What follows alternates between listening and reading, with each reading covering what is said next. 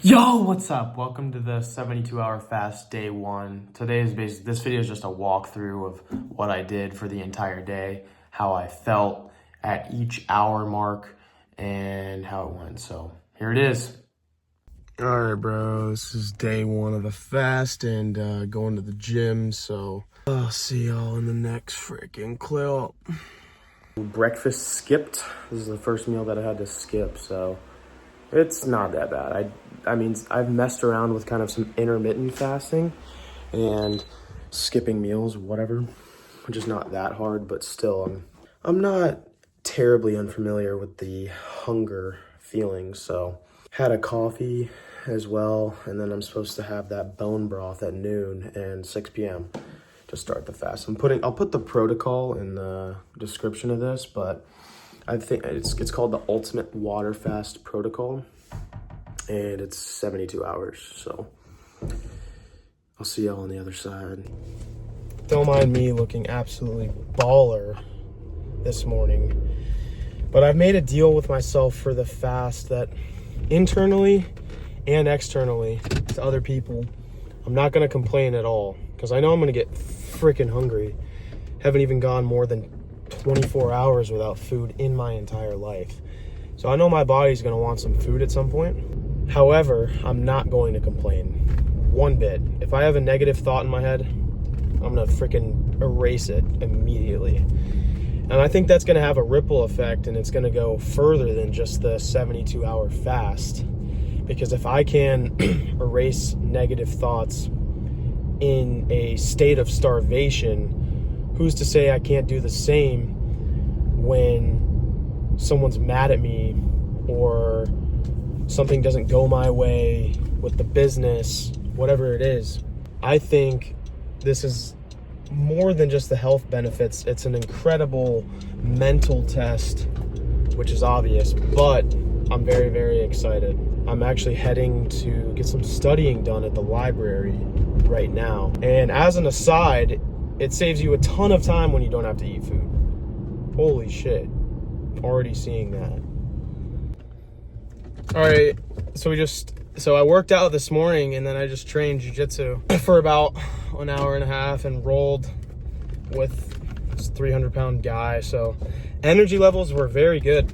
Can't complain on about it's 1 p.m. and I ate at 5 p.m. last night. So I haven't calculated how many hours that is, but it's a good amount of time, and I actually felt great. The thing about not eating is it's not spiking your glucose or insulin levels. So you might not have a dramatic spike in energy, but you're also not going to have a dramatic drop in energy levels. So it's more even keel. Even. Keel. Keel even. So that is, I could attest to that. And I've been doing schoolwork, that is studying earlier on in the day as well. And no complaints on energy day one of the fast so far. I believe day two and day three might be a different story, but so far so good. All right, gang. So I officially did basically everything in one day on the fast that I would normally do. So I just did a sales presentation.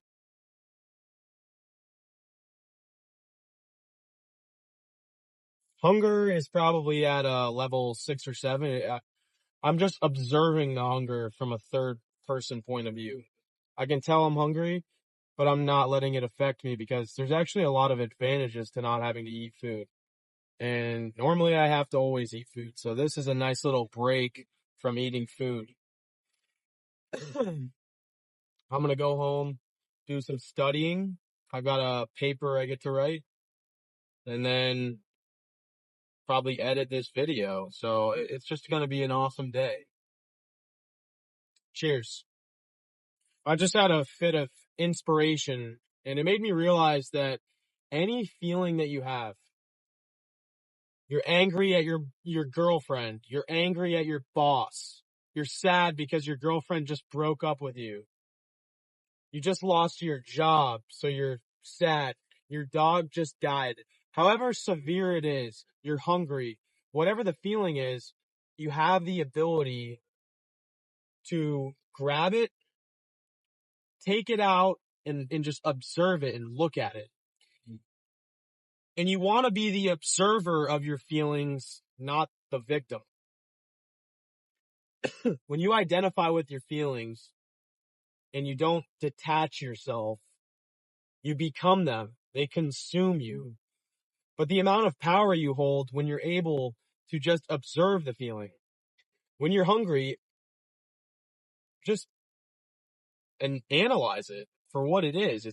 You're not the hunger. The hunger's down here in your stomach. You're up here observing it from a third person. When you start to think like that and you grasp that concept, you start to do it with every single feeling you get.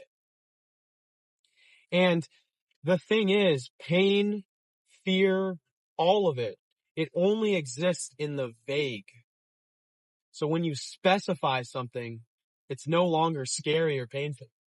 For instance, fear sometimes is interpreted or abbreviated, or it stands for false expectations appearing real. One of the best ways to overcome fear is to really walk yourself through what might happen. So let's just say you lose your job tomorrow. Well, probably sleep on a friend's couch. You could drive Uber and make money for dinner. And so you're not going to die. It'd probably take you 2 to 3 weeks to get a job, and then probably another 2 more weeks to get back on your feet. And when you think about it like that, it's like, 4 weeks of sleeping at a friend's house and driving Uber to pay for dinner. Is that really the end of the world? No. But when it's vague and abstract, it's scary. That's all I got. Back to the video.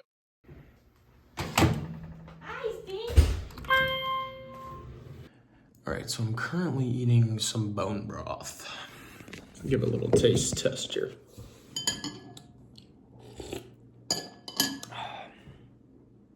That is insanely good. All right, I don't know if it's because I'm just hella locked in or what, but I just cranked out a 3-page essay in probably an hour and 30 minutes. And my focus did not go anywhere off of the paper I was writing. So is that me just being a G, or is it, fasting and it providing focus? I'm not sure, but I'm feeling a bit tired. I kind of been forgetting that I can't just eat, and that's been weird, but I'm about to go to sleep and it should be fun. So that's day 1. Looking forward to day 2. Tune in, I'll upload that video tomorrow. And so we're at about, I don't know, probably 30 hours maybe right now. I don't know, I'll put it on the screen. So peace.